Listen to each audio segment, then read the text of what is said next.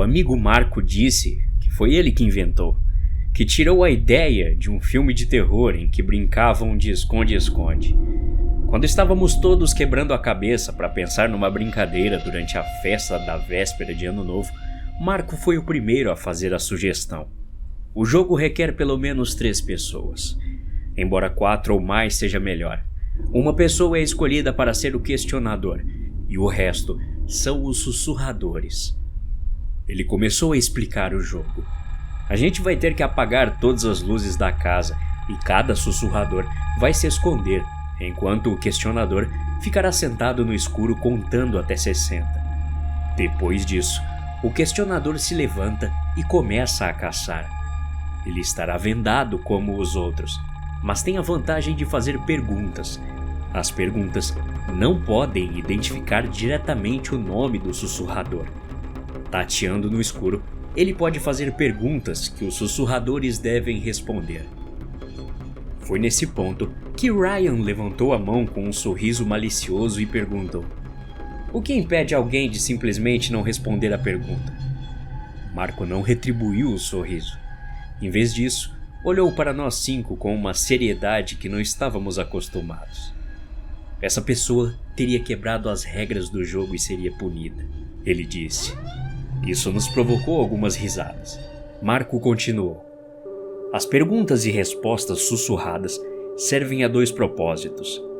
O primeiro é que é um meio de localizar os sussurradores. Quando alguém for encontrado, essa pessoa também se torna um questionador. Se, no entanto, um questionador descobrir quem é sua presa antes de tocá-la fisicamente, ele pode gritar o nome do sussurrador e então agarrá-lo, transformando-o em um sacrifício e o tirando do jogo. E isso continua até que todos sejam transformados ou sacrificados." Quando Marco terminou de falar, Brittany imediatamente começou a desligar as luzes. Sarah e Jesse começaram a rir enquanto saíam para pegar outra bebida antes de começarmos a jogar. Marco olhou para mim antes de se virar para olhar para Ryan e dizer: "Quer ser o questionador?" Ryan franziu a testa. "Na verdade não, cara. Esse jogo é uma merda, sem ofensa." Marco soltou uma risada curta. "Sei não, hein?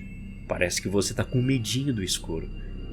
O rosto de Ryan já estava escurecendo quando me levantei e caminhei entre eles. Não, eu não vou ser o questionador," ele disse. Marco me olhou. "Tá bom, eu vou ser então," falei. Quando todas as luzes estavam apagadas e eu estava cego e sozinho, me senti desconfortável, vulnerável, mas então ouvi uma risada nervosa vinda de outro cômodo. Sorrindo para mim mesmo, dei um passo à frente com cuidado e fiz minha primeira pergunta: "Você tem cabelo curto?" Eu ouvi um fraco "sim" de algum lugar do escuro, seguido por um "não" mais suave de mais longe, talvez vindo das escadas do corredor. Congelei por um segundo, mas não ouvindo mais nada, pensei em uma pergunta mais específica: "Seu namorado vomitou em você na festa?" Ouvi uma risada curta vindo do andar de cima, seguida por 3 sussurros fracos de "não", 2 no andar de cima e 1 nos fundos da casa. Mas eu estava esperando por outra pessoa. "Sim." Avancei e virei para a esquerda, mal me lembrando de gritar Brittany antes de me lançar para frente e tocar nela. "Ah, mano," ela disse me empurrando. "Ah, fui sacrificada ou sei lá o que, beleza, vou fumar lá fora," ela disse, enquanto batia em uma cadeira e então fazia seu caminho para a porta da frente. Deixei o eco da porta se fechando desaparecer antes de fazer minha próxima pergunta: "Você toma remédio para depressão?" Lá em cima, vagamente: "Não, sim." E então lá embaixo nos fundos um único não. Eu estava começando a me questionar. Éramos 6, mas o máximo que ouvi foram 4 sussurros. Sarah que era a depressiva, então ela que estava lá em cima. Um dos outros estava muito longe ou quieto para eu ouvir, ou simplesmente não estava dizendo nada. Franzindo a testa, avancei ao longo da parede até meu pé atingir o degrau inferior, Eu não estava tão familiarizado com a casa de Jesse no andar de cima, mas pelo menos sabia que Sarah estava lá em algum lugar. E estranhamente, estava sentindo um forte desejo de vencer, o que quer que isso significasse. Minha mão encontrou o corrimão quando comecei a subir as escadas. Eu poderia esperar até chegar ao topo, mas talvez se fizesse minha próxima pergunta no caminho para cima, eu poderia localizar Sarah e impedi-la de tentar escapar. Eu não tinha certeza do que perguntar a seguir. Então finalmente disse a próxima coisa que veio à minha mente. O que você quer fazer depois desse jogo? Beber. Assistir um filme. Assistir todos vocês morrerem gritando. Soltei um grito enquanto caía para frente nas escadas, mal me segurando enquanto rolei de costas.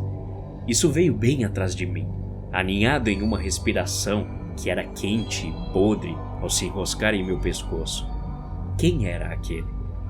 De repente, uma luz acendeu no andar de cima.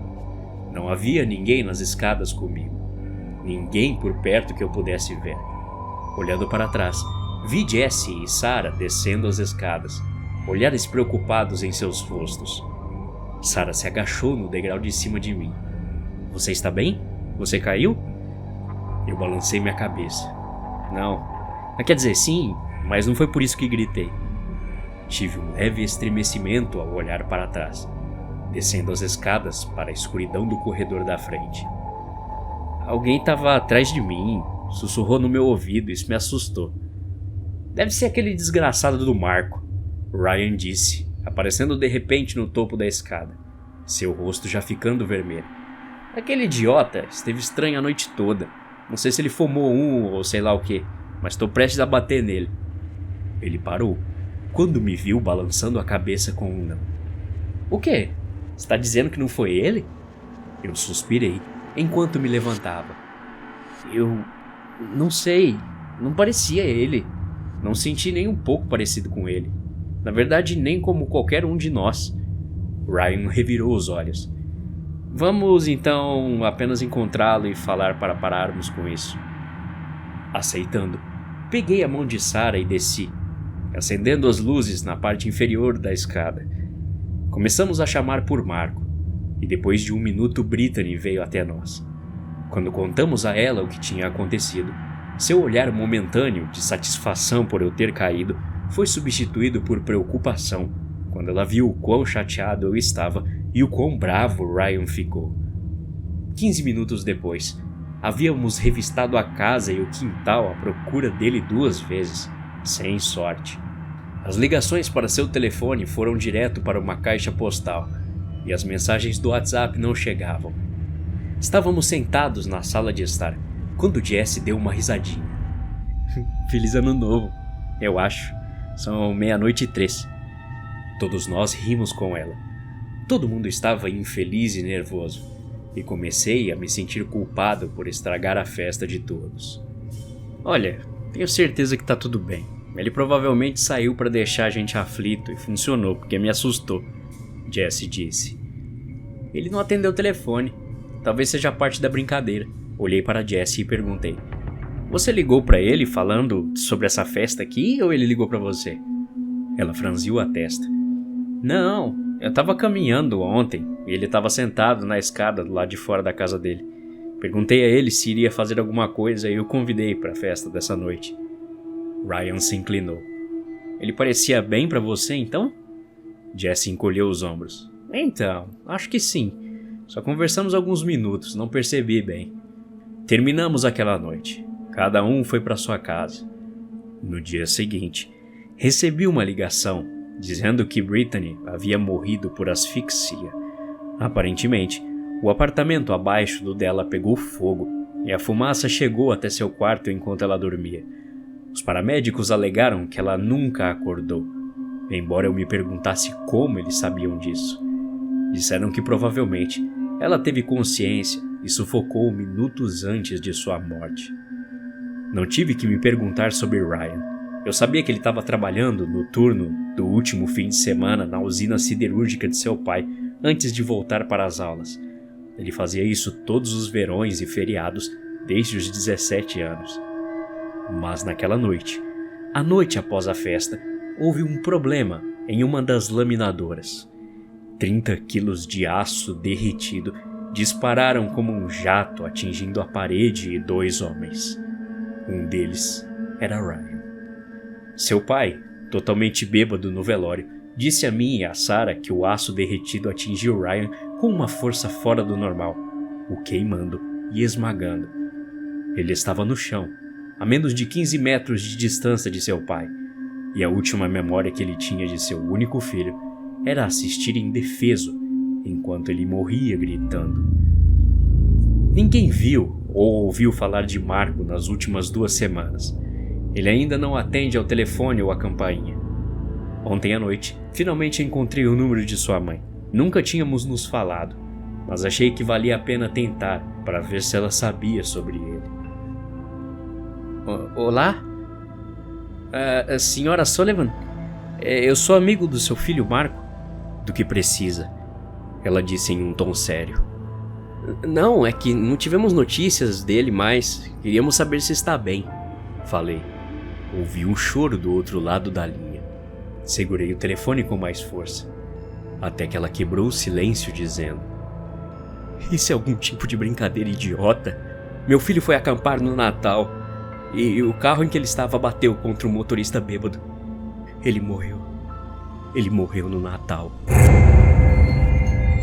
Até a próxima. Obrigado.